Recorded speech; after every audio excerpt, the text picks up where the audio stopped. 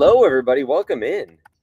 You're gonna have to do me a favor and let me know if you can hear me. All right. The internet at this place we're meeting is not super ideal. So, welcome in. Glad to have you in here. Let's see. Okay, I think some people can hear. I think we're good. So, yeah, just me today as well. We're doing our leadership quarterly planning meetings. This is our Q3 planning meeting. We all fly to one location, so it's me, Rod, Jared, and Aaron, and we're just I think important. Like this is something I'll talk about too. For the topic of today, which is kind of about hiring and expanding your business, what that should look like. But one of the easiest things to do is to get too caught up into the daily operations that you don't take a second to engineer the business and like what you want out of the business, where the business is going, what the initiatives you're working on. And so we go to an in-person. This is the first time we've done it in this way, and I'm really excited about it. So all of us met up in Pensacola, where Rod's from, had a great day of meetings, gave like individual performance reviews for each of the leadership team members, and then dove into some stuff. So, if you have a team already, that's something I'd recommend doing. Obviously you probably have an in-person team, which makes it easier. You're not flying somewhere, but just setting some time aside with the leaders in your company to be like, where are we going with this business? What's important to us? Where are we missing the mark? So we had a lot of good chance to like all of us talk about one person and be like, okay, what's Aaron doing really well? What do we need more support from Aaron? What can Aaron work on? We go through everybody. So super cool. So yeah, I mean, I for today's agenda, we'll do some Q&A at the end, but I just wanted to go through some mistakes I see people making around hiring people and building their team. And I'll kind of do it in like revenue order. And then if you have any questions, it's just me. So like, we'll go back and forth. I'll need some questions to keep it going because I don't have the usual team to help me, but hopefully give you some value on scaling your team. And I think if you're here and you're brand new to real estate media, this is still a good one to pay attention to, just because it gives you an idea of where you can take the business. Like, just because you're brand new doesn't mean your goals match with someone that's brand new, right? You probably still want to do the things that everybody building their business does, which, for most people, they start by wanting to make more money, do something they enjoy, and then that very quickly goes to like, well, I'm making more money and I enjoy this, but like, I'd love to make even more, and I'd love to get some of my time back and scale a team. And so that's what I'm gonna talk about a little bit. I'll just jump in with the first thing. The title is a little clickbait. I'll give you that. Don't hire a photographer, do this instead. And so I want to talk about the phase when you're solo and how to prep your business to hire your first employee, what that's going to look like, mistakes around that. And then we'll go into specifically like when you do hire somebody, whether it's your fifth or your first employee, like what to look for. And so, yeah, I won't ban Dave this time. You never know. Dave might not be safe. So anyway, when going back to the first photographer stage. So one of the biggest mistakes that people make in this business is, they start out solo, they start getting some traction, they're doing 5, 6, 7, 10K a month, and they get really busy somewhere between 5 and 10K a month. They're like, you know what? This is awesome. I love this business. I want to keep it growing. I need to hire a photographer. And so they'll start trying to do that. And the hiring the photographer to scale the business is not itself the problem. It's just when you do it. And so we kind of have a rule in rep coaching when we're working with people, which is you need to get to at least 15K a month solo before you hire the first photographer. Some people will still hire sooner. And it's not so much that you have to get to 15 itself.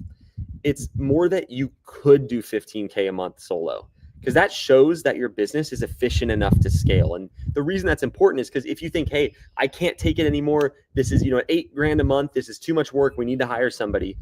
The reason it's too much work is because you still have more systems to build or more things to refine in the business, right? Because like, if you can only do 8K a month solo, something's wrong with the business. You're not charging enough, your systems are bad, you're taking way too many photos, and you have a lot of inefficiency, and you're delivering too many photos, and you're spending way too much time shooting. Like, there's something that's making the business wrong. And so the real problem is not now. It's not if you hire at 10K. It's the fact that you have to hire every 10K or every 8K. And that's going to mean when you get to 50K a month, you have not a very efficient business with not a lot of profit. And so it's a really bad foundation to build. And so the first thing that I wanted to talk about is when you're building your business, if you're like, hey, Eli, I'm doing 10K a month, I'm working 30 hours a week, I could totally do 15, but I don't really want to. Like, part of this business is buying time back, so I'm going to hire somebody. That's fine, because your business you're only doing 30 hours a week. You have the capability to do 15K a month solo. The real issue is when you just straight up are like, I'm tapped out. And so if you're here and you're under 15 and your business growth you feel like is tapped out, you got to go internally into your business and go, hey, what's going on here? And I'll go through some of the common things that I see. Then I'll move more into some mistakes, with hiring your team and stuff like that. So there's a few different like ranges of mistakes. So one could be pricing. Maybe your average order value is $150 and you're doing a ton of shoots and everything's efficient, but you're just not charging enough. And so step one is to look at your pricing. You want to see an average order value somewhere between $250 and $300 on the low end. More than that's better, but less than that, for any market should never be the case. So look at your average order value first. See what you can do to get that up, because that's the metric that you basically live and die on in real estate media. It doesn't matter how many shoots you do. If you're making $100 a shoot, it's not a scalable, it's not a great business. It's not going to be a profitable business.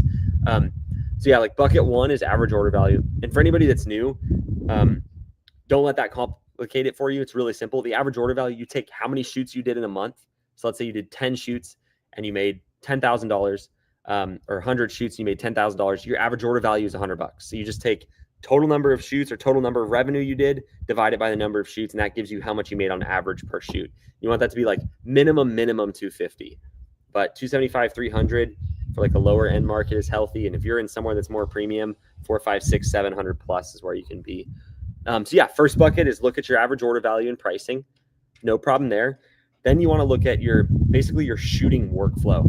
And so what's the reason you can't do more? Are you scheduling super inefficiently? Meaning you're driving all over the place and there's not a lot of coordination to your schedule. That could be one. When you get to the shoot, do you take forever at the shoot, right? Spend, you're doing a 40 photo package and you leave with 70 photos every single time. And then, if you leave with 70 photos, that means A, you took longer to shoot, and B, guess who has more work to do when they get home? You got to sit there and narrow down the photos. So that's another thing to look at. And then, there's a lot of little things in there, right? It's like if you overshoot, then when you get home, you're narrowing down photos too long. And then the next morning, if you're the type of person that overshoots, you probably also over critique your own work. So you spend all this time, you reduce them, you send them to the editor, right?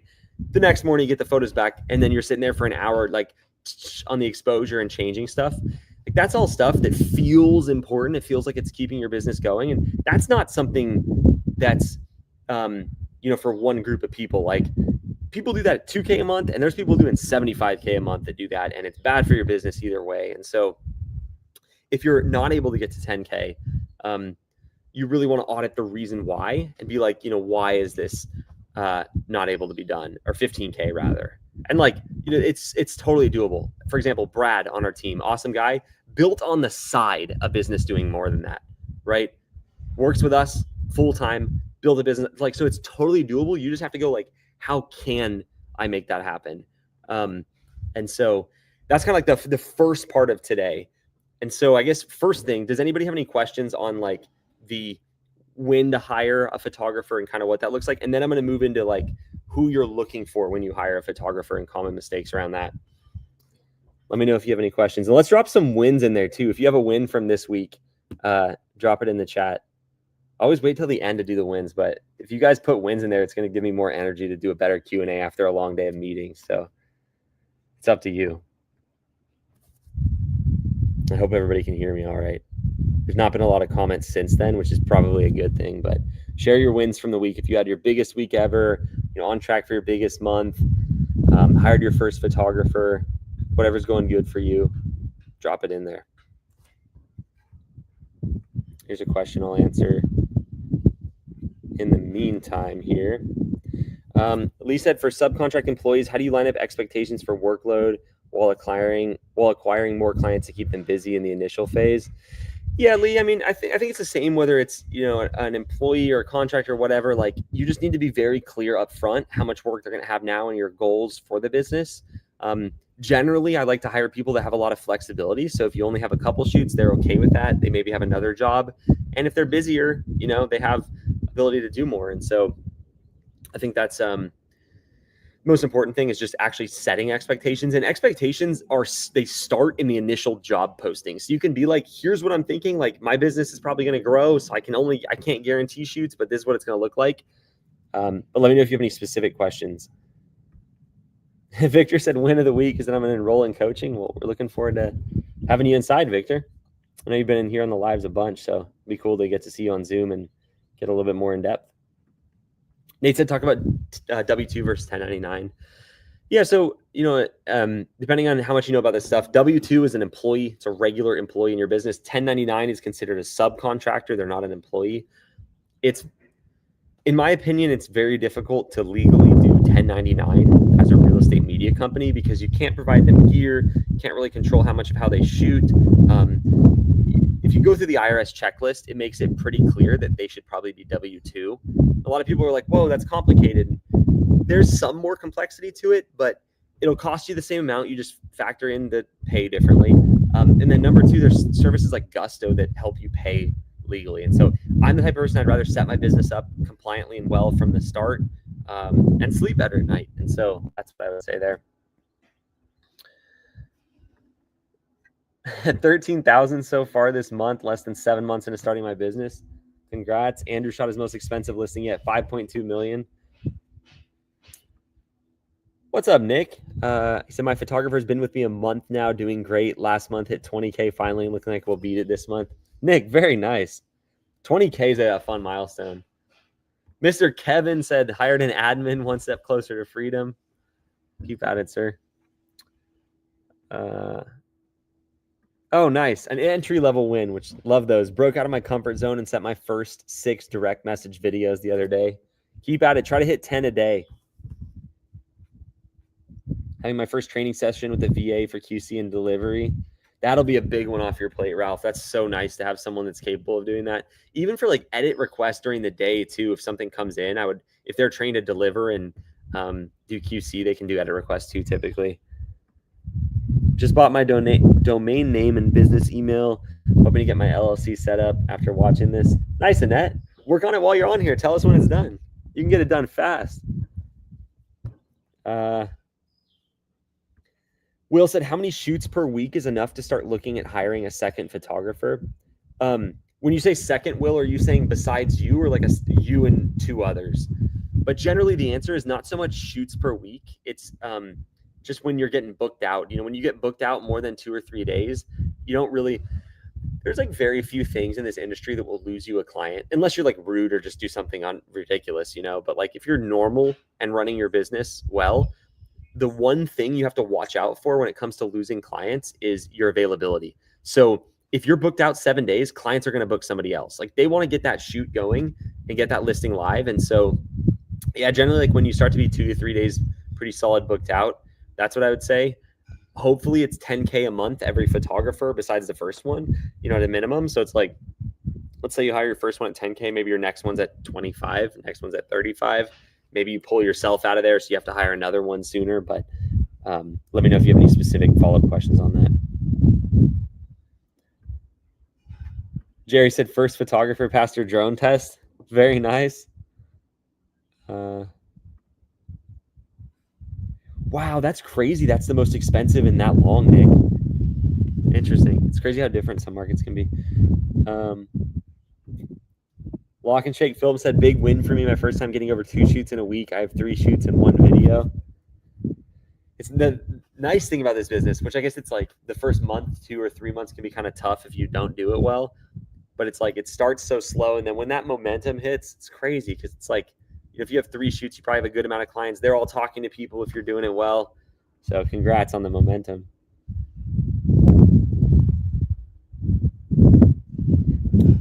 Let's see. I hope Nick comes out to Vegas in November. It's going to be a good group. We already have, so last year was 220 something people. This year we've already had, I think, right around 200.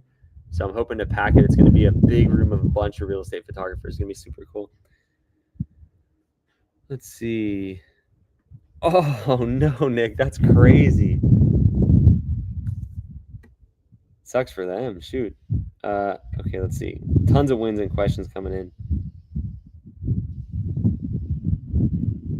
What do I do if I crash my drone now that DJI doesn't have any stock? I'm having a hard time finding third parties to deliver to the USA as well. Anything reliable? I haven't run into that too much yet, Owen. I'll have to look into what we would do. I don't know. What drone are you using? I think the minis that we use are still in stock, but maybe not on the nicer ones. Oh, that's right, Nick. Yeah. I think, let's see what inside information I have about MVP.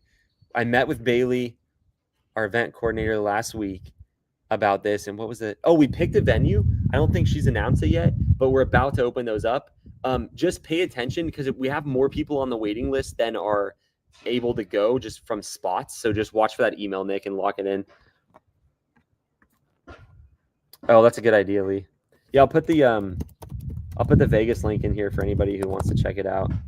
We do a conference every year for our community called REPP, and then the year. So this year it's REPP 2025, and it's pretty cool. It's not like the typical conference. So it's except for one, pretty much except for one, all of the speakers are successful real estate photographers. So we don't do like a bunch. Nothing wrong with hype, but like we don't do a bunch of like hype speakers. It's all people sharing, their current real estate media business owners. They're sharing what's working for them, how they built their business, that kind of stuff.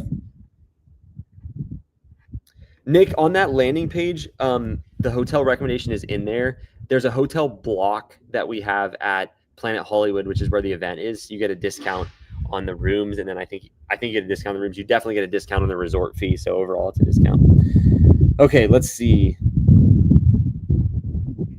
Yeah, Carlos. So depending on how fast you get to things, how well you do it, there's a bunch of factors. Like month 2 and 3 can be kind of slow, and so the biggest thing to make sure is that you're still hitting the baseline minimums. You're still doing a ton of outreach. You're still doing the things that grow your business. A lot of people, based upon how they feel about their business, that determines how much action they take towards the things they know they need to do.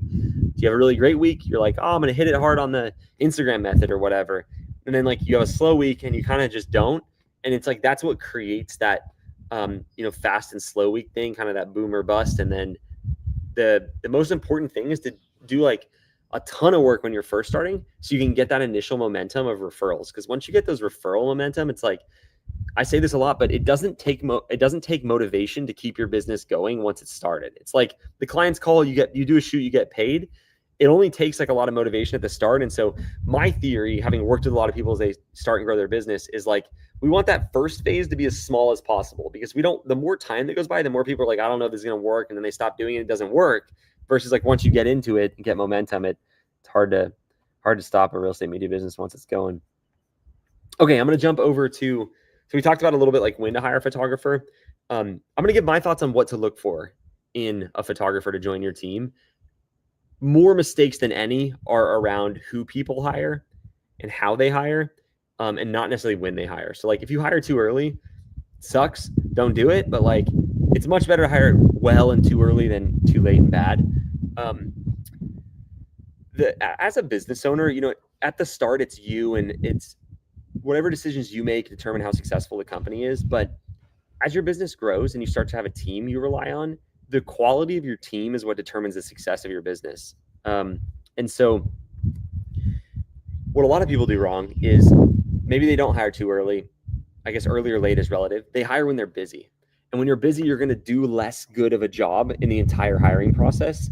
And so I'm going to kind of walk through that process and mistakes people make. So like at Rep Talent, for example, which is our in-house recruiting business that we started, where we help people, we recruit photographers, admins, VAs for you.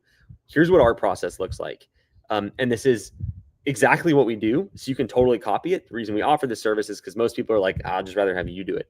So here's the process. When you post a job posting for a photographer, what you really want to look for is someone that has great customer service experience and that fits your company's culture, the values you have for your company, like is going to be a good fit for your team, someone you want to work with, that sort of thing. So you need to think about a little bit what those are, what that means. Like, what are your company values? Like, do you have any? Have you thought about that? Like, who are the kind of people you're looking for? So you gotta think about that. And then they have to have, in my experience, they need to have customer service experience to be very, very friendly. What I'm not looking for at all is any camera experience. They don't have camera experience, fine. One of the biggest mistakes people make is they're like, oh, I'm too busy. I just need someone that can already shoot, and like I'll just teach them the basics. Like they already know the basics. I just teach them how to shoot real estate. They know cameras. That's a mistake almost every time. They come in knowing things that just aren't true in real estate media, right? They a lot of times want to have their own business, which I'm all for competition. I don't want to train my competition. And I'm looking for someone who wants a job, not a business. And those people are out there. But a lot of times they've already shot real estate, or they're already a photographer. They want to have their own business. They just haven't been successful at it. And it either means they're not that great, maybe not a good fit for your team, or they're early in the process and they're not going to last long in your business because their goals are different than your goals for them. You want to find someone who loves the idea of having an awesome job. They don't want to own their own business. And if you're the type of person that owns your own business, you're like, do those people exist? Yes, they do. And that's perfectly normal. People have tons of different goals, So don't hire a photographer. But the process goes something like this. You post on Indeed or whatever job site or multiple. Usually we post multiple times. And if you post under a different job title than photographer, sometimes you attract better people. So you post like real estate media specialist, real estate media content creator, real estate photographer, whatever you want to post. The key is to get at least 100 applications for your position. So you have to write the job posting well, right? Get 100 applications. Where people go wrong is they get like 20 and then they just hire somebody based upon that. Your chances of finding a good person when you only talk to 20 are really, really low, right? Okay, so it's 100 people. Then of those 100 people, you need to go through and grade their resumes, screen them. You can use ChatGPT and put all this stuff in there. We have a grading system we use, but basically screen them and figure out one, who you're going to immediately eliminate. Usually that's like 20 or 30. It's not relevant experience or like incomplete application process, something like that. Then you're going to send them all written and video screener questions that are like, hey, can you write the answers to this? Can you send this video? What we're looking for in there is like, when they wrote, was it professional? Did it come across well? Did it make sense? Cool. When they sent the video, were they clear, well spoken? Were they, someone's going to be a good customer service fit for the business, outgoing? Then out of those, we usually send the screeners to, 50, 75 people. Then you go to the next step, which is interviewing them. If you can just do one of these steps, it's never hire somebody without interviewing at least 10 people, but 20 is better.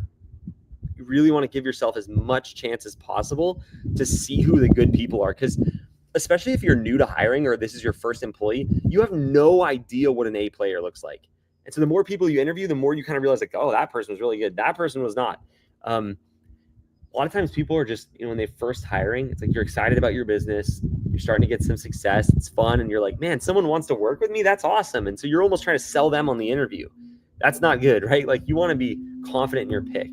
And then once you pick that person, it's like, okay, we pick somebody. Now you have to do two things. One, you need to train them really, really well and just put time into training them. And two, you need to be willing to fire them fast if they're not a good fit. And so if you just do that, your success at hiring will be so much better. And the crazy thing is like, I would hear people say, Eli, like the people you choose on your team, the people you have on your team is the most important thing. Like if someone's not a good fit, you got to get rid of them. Otherwise it's bad for the company. Like the way you pick in the first place really matters. And they would tell me that, but I just didn't understand how important it was. Like your company grows if you hire the right people and either is a huge pain and flatlines or grows slowly or goes the wrong direction if you hire the wrong people. And so like really getting the right people is the most important thing. The cool thing about getting the right people is when you do that, you enjoy your job more and you enjoy building the business more because you're building it with capable people that you want to be around. And so let's jump into some questions. There's a lot of comments while I was talking there. Let's see. I'm trying to figure out where we left off. Yeah, Stephanie, us too. We did not stay at the venue last year as a rep team. Or I guess we did last year, not the year before. How many DMs do you recommend sending a day? And do you recommend video DMs or message? Yeah, Kyle. So what we recommend is both. We send a video and then below it, we send, depending on their account settings, some people can't receive videos for the first message. If they haven't followed you back or accepted it or whatever, but yeah, video and then a message below that's like, hey, I sent you a video, just wanted to put here in written form as well, and then recap it. As far as DMs a day, I mean, it's most important to be consistent. If you get like a new Instagram account and you try to send like 100 DMs, it's going to block you for sending DMs for a little bit. So like start with, 5, 10 a day and just be really consistent and work it up until it has an issue. Let's see. Sounds like that one's coming from personal experience, sir. Everybody that's hired one will say that too. It's so funny. Myself included. Yeah, this is an interesting, I'm glad you brought it up specifically. The thing with real estate photographers, those are the ones you really don't want to hire because if they weren't able to do it themselves, it either means they didn't know how to do it, which is rare because they're already a real estate photographer, but more than likely it was because they just like weren't, friendly people to be around or like great at that kind of thing. And so you don't want those people in your business, No, it didn't change, Stephanie. It's It's Planet Hollywood in Vegas.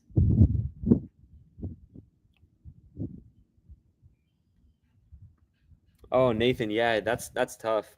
Yeah, find someone who's consistent for sure. You got to have that, especially as you scale.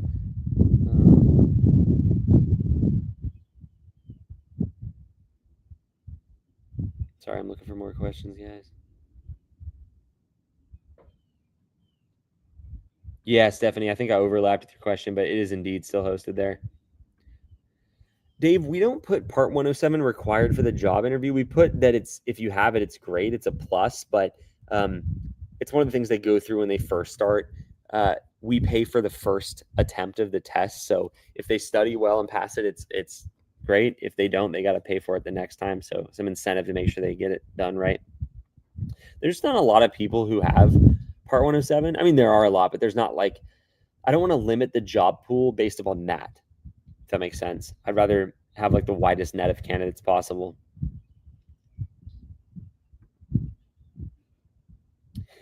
Yeah, Katie, what's your job title for the application? Let me know that, and I can give you some feedback. Like, or that, yeah, what's the job called?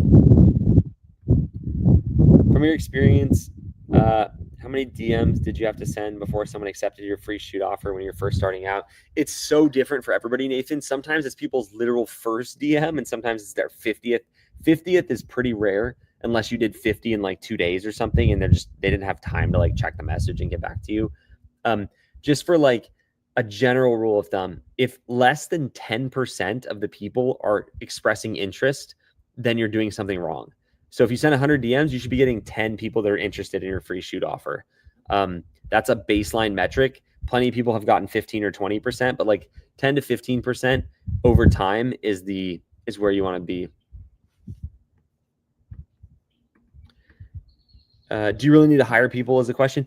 Yeah, I mean, if you want to get past what you can do solo, yes. But not everybody, it's a good question to ask because not everybody needs to or should. There's plenty of people who get into this business and it's a great way to make a living as a photographer and be able to make, 150, 200, 250 grand a year as a photographer. Without any team members, you just have an editor, maybe a VA, keep it really simple. And that's a great route for a lot of people. Like that, if that achieves your goals, what you want for lifestyle, what you want, your days to be spent doing, like plenty of people hang out solo and it's awesome. There's also a big group of people that probably should have stayed solo but feel pressure from like the real estate photographer community, like that's what you do to be successful, and so they will hire and scale that shouldn't have. So I think the most important thing is to and this can change over time, but just to be clear with yourself about what your goal is with the business. Like, okay, what am I doing? What's the outcome I want? When that outcome is there, what am I going to do? But so no, you don't need to hire people. You're never going to get to 100K a month solo. So if your goal is like to have $100,000 a month business or whatever, like your goal is, you're going to have to scale to do that. But not everybody wants to have that. So it's actually a question I think more people should ask. Like, is this what I want, or do I just want to stay solo? Because there's nothing wrong with being a solo operator. It's a great way to make money. Is it okay for them to call you for appointment instead of having a cart on your website by appointment only? That's what I have. I would say no. I mean, with Spiro or the various services out there, you can have a website with an order form on it easily. So you're going to lose a lot of clients if you don't. A lot of agents want to order online. Today especially, that's just kind of what the real estate media market expects. So check out Spiro.media. It's $5 a project, no monthly fee, and you can you'll have that order form. That's what we use for Norman & Young. So if you go to like book.normanandyoung.com, that order form is a Spiro order form. Oh, interesting, Katie. Okay. Customer service. In your job posting itself, how clear is it that they don't need photography experience? Because maybe it's accidentally filtering. Like I would put it at the very, very top. No photography or media experience required. Like very clearly. Those are great titles already, so it's interesting. Yeah, thanks for bringing that up. So we had it was study is a very fancy word for it, so I appreciate that. But I think it was 10 people, and we looked at their average order value when a shoot was booked over the phone, text or email, versus when it was ordered online, and it was about $100 more when it was ordered online. So keep that in mind. That's awesome. He said I joined coaching thinking I can maybe max out at 4K a month, but I can replace my bartending wages and have my nights back. Now the goal is it runs without me, and he's doing 20K.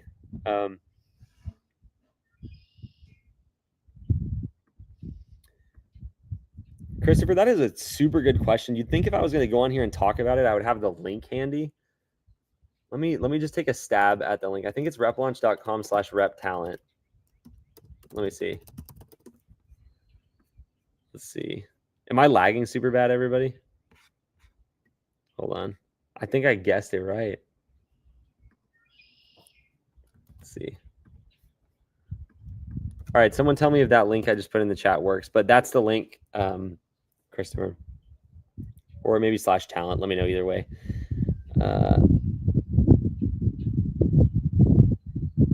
Jeez, Devin, that's crazy. What's your response rate been on that? I'm just curious. How many clients have you got from that? Thinking about increasing my daily follow-up rate for non-responders. How many can I get away with a day? Keep pushing the limit. It's not a number that's the same. It's totally based upon like account activity, account like history, how long you've had the account, that kind of stuff. I've seen people send 50 or 100 a day. That's more rare. So try to push it up and see. Oh, no lag, Darlene? Interesting. It just must have been lagging on my end.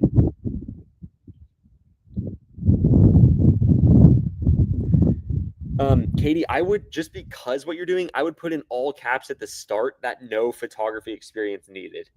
And just see. Okay. Oh, thanks on the link, guys. Yeah, so I mean, absolutely. So, I mean, depending on where you're at in your business, we have two programs. We have Launch, which is our entry-level program, get you into the business, get you started. And then Forward, which is for refining your business. And depending on what revenue you're at, you could fit into either one of those. But absolutely, I mean, we have a good number of people that their goal isn't to scale. It's to optimize and make as much profit as they can solo. So absolutely. Yeah, sorry about the wind, Dave. I'm outside. The rest of the guys are in there. And I got shy to do the live in with them. I'm just kidding, but I just want to be out here. Oh, Darlene, thanks for sharing that. Yeah, 100's crazy. Victor, I understand where you're coming from because it is very frustrating. They don't want to cancel. Charging cancellation fees isn't going to do anything for you. Like, it might get you a little money there, but it's going to irritate the client because they also are irritated. They have to cancel usually. So I would not. I think like the great thing about this business and the thing that makes it even worth doing, in my opinion, is that when you start to work with a client, they just become a consistent source of revenue for you. And so what that means is the shoot today is important, but it's more about the future revenue. So I don't, in our business, do anything that could irritate a client in a way that could jeopardize that future revenue, even if that means taking less today. But like with the cancellation fees, you can't really charge that much anyway. And it's like, I don't want to irritate a client for $100 because they're going to pay me thousands of dollars down the line. So that's my thought on that. Everybody can approach their business differently. I would say, like, I guess to give my side some backup, the vast majority of large real estate media businesses that, have grown quickly and aren't 30-year-old legacy businesses, they don't charge cancellation. It's more about maximizing the client lifetime value, and you do that by not irritating clients. Let's see. Well, drop your questions in there, everybody. I think I'm caught up.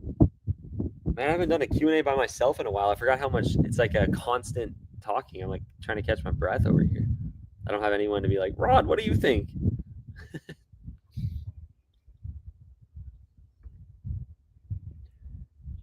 Yeah, Devin, you can push that for sure. That's like rock solid consistency too. That's awesome.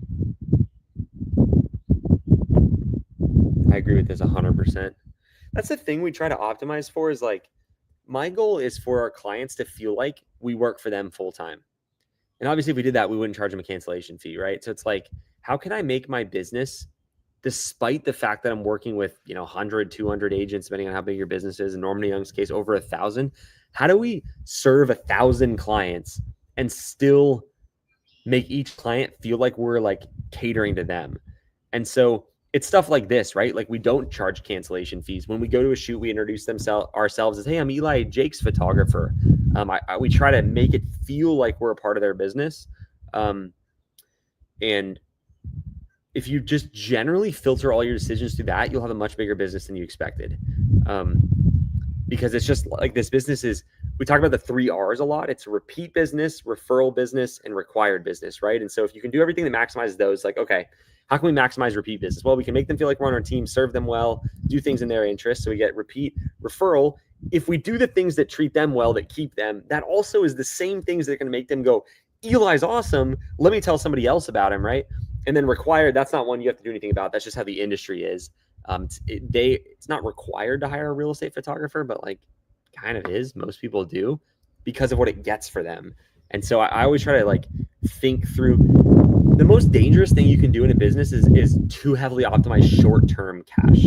Because if you do too much short-term stuff, it's almost always short-term wins are long-term downsides, right? So like, okay, in the case of this, the cancellation fee, for example, it feels better short term because I got $75 or whatever.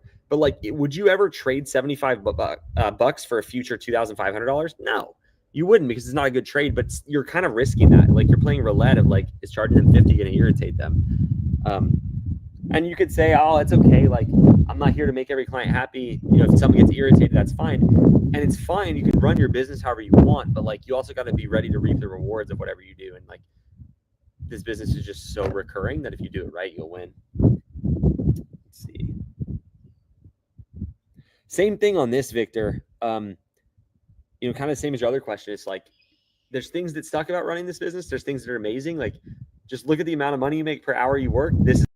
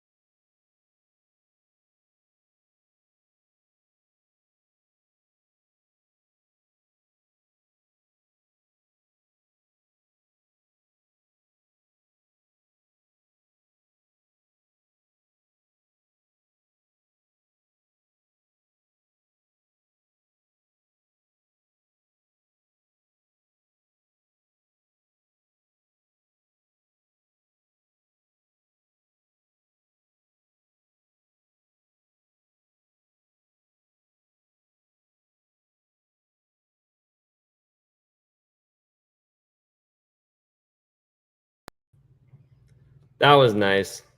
I'm back, everybody. Man, almost everybody's still here. Sorry about that. I shouldn't blame my team, but Jared bought this like charger that I'm pretty sure your computer drains when it's on there. So anyway, welcome back. Can someone confirm that I am indeed back? I'm on the proper charger, not this nonsense I was on outside. All right, let's see. I don't even remember where we left off. Let's find another question. Let's see. Thank you, Chris. Once it started, we're good, but that was fun. That's good, Chris. It's actually like very not good, but it still made me laugh, so that's good news. What other questions everybody have? Got a few more minutes to hang out, so drop yours in there. Oh, here's a good question. Carlos said, anyone can answer. Have you walked into a real estate office and introduced yourself? Has this given you any leads? Carlos, people do that.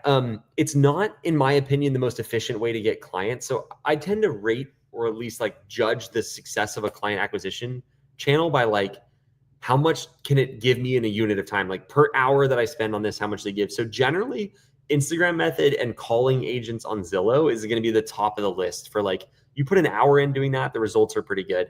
Kind of next on the list is usually going to open houses. Those are more effective typically, but you know, if you go in the real estate office, like first of all, they get pitched all the time in there. So it's a little bit more like, I don't know. And then sometimes you're just talking to a person who works at the front desk. They're not always a real estate agent. So I would say don't do that, Carlos, and work on something that's proven, something else that works better and is just proven.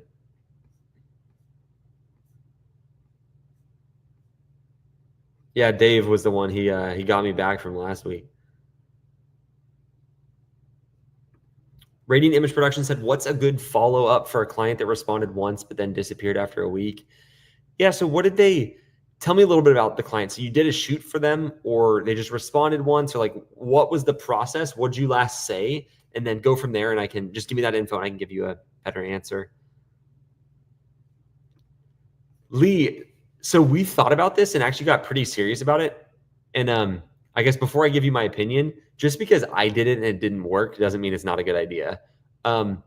Generally, though, it's just like if you're going to do a cleaning business, do a cleaning business. If you're going to do a media business, do a media business. I know that they're like they have a synergy there, but I think it's almost always easier. Like let's say any goal, right? Let's say your goal is to make 50K a month.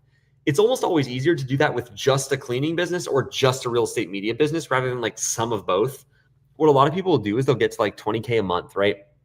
And they'll be like, that was great. We're at 20K a month. I really want to get to 50. So the easiest way to get to 50 is going to be to adding on another service and take that from 0 to 20, right?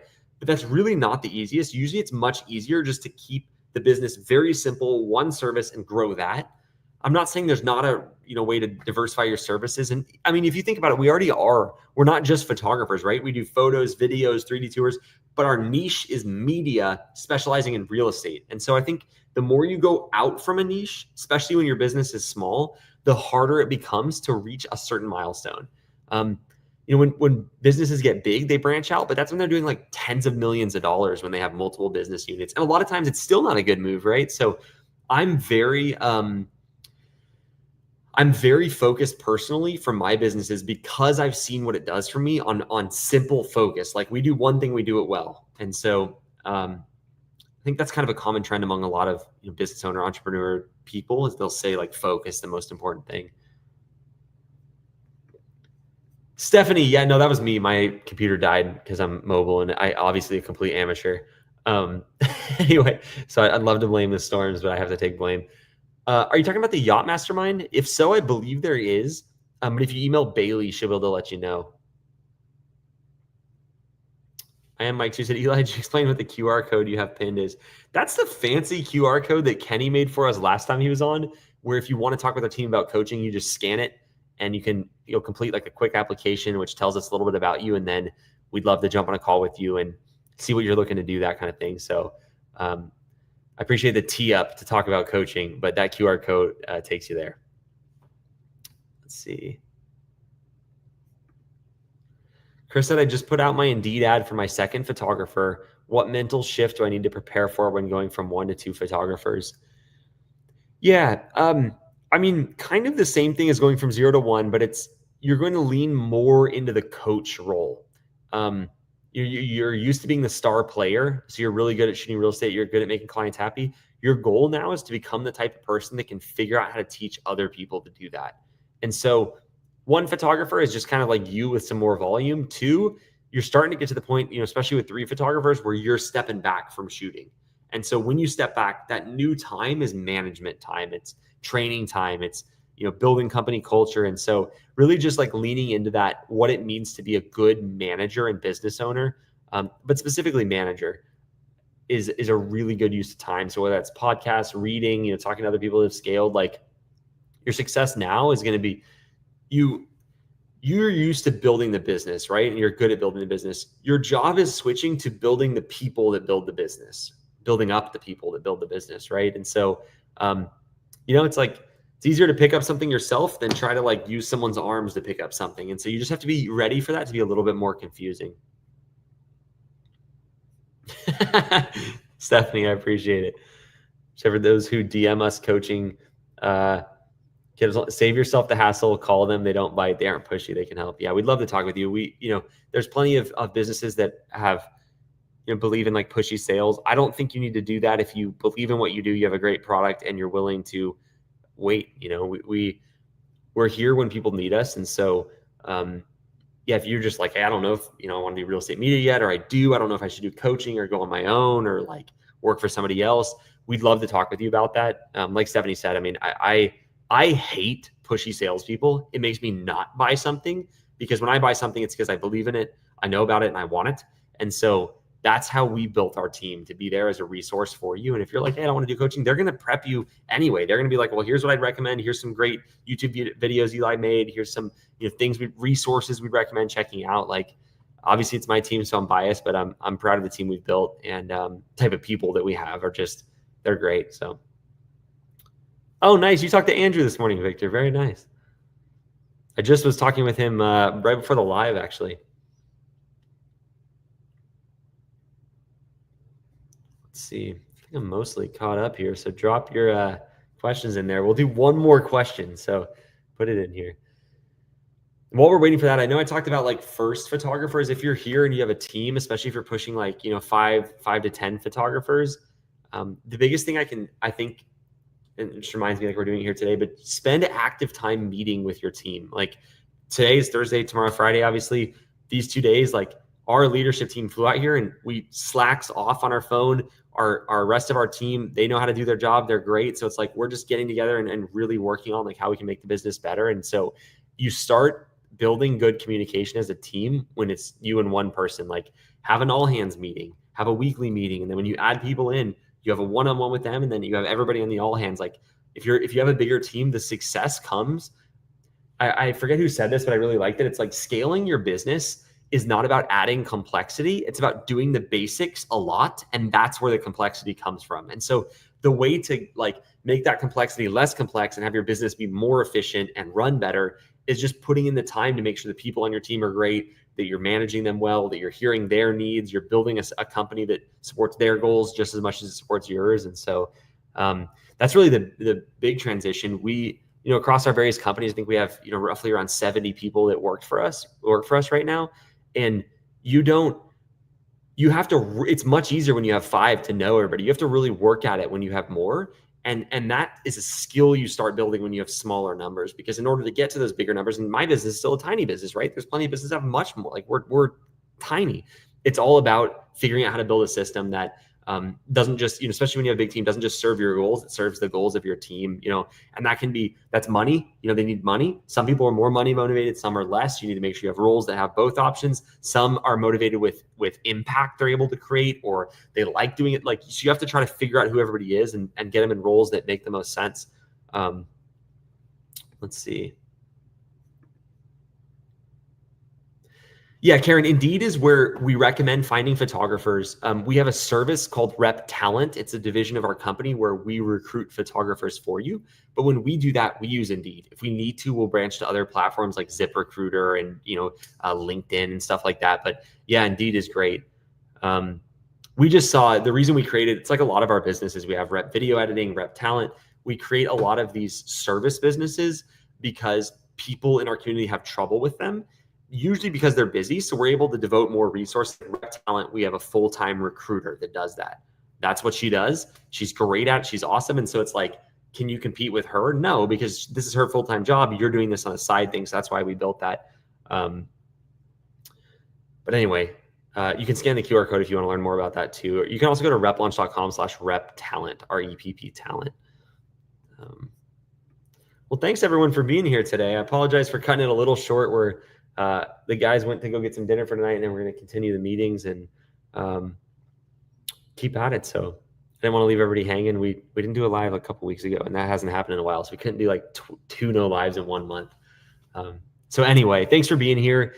If you haven't talked to us about coaching, or you think, now you've watched, I want people to always trust and have a, better feeling about us before they jump in. So like, if you're new here, watch my videos on YouTube, make sure real estate media is what you're wanting to do. And when I pointed the right way the first time, it's always mirrored, right? So scan this QR code or go to REPP Launch. I'll put it in the chat, replaunch.com/apply. That's a link where you can jump on and talk with my team. Absolutely awesome people. You get to work with, great people on the front end that you'll get to talk to about what coaching looks like. Our team of coaches are incredible. Again, I'm biased, but proud of the people. Did I point the wrong way, Stephanie? Either way. We'd love to talk with you. Again, it's not a pressure operation. It's not how we run things. I don't believe in that. So we'd love to talk to you about your goals, about real estate media, and if we can help, we'll let you know what that would look like, which program you'd fall into, what exactly that would mean for you. We're an open book. If you need specific resources, if you get on with the team and you're like, hey, what YouTube videos based on where I'm at, they'll direct you to those. So yeah. Oh, is that the right way? On my end, that's the right way. Is it on the other side for you guys? Whichever way it is, scan it. Or go to replaunch.com/apply. Appreciate you all. We'll be here next Thursday. So Stephanie, you're going to make me sad, Mr. TRM or Mrs., whoever you are. That's so funny. Yeah, on my end, it's there. So it must be there for everybody. Appreciate you all. Have a good rest of your day. And keep at it. Keep building your business. If you're just getting started, like, it can be a grind getting things going. It's not a human desire to put in work and not see stuff immediately. And so you have to get just a little bit, you have to do it a little bit longer than you're thinking. It's easy to get discouraged and stuff like that. So just keep at it. It's a wonderful, real estate media is a crazy industry. It feels too good to be true a lot of times. So if you have a desire to make money doing something that's enjoyable, you like cameras, you're in the right place. Like, a lot of people build incredible businesses in this industry, and no reason you're not like them. They may seem special now, but it's like they felt like just like you the day they started. And so keep that in mind. And thanks for being here. I'll see you later.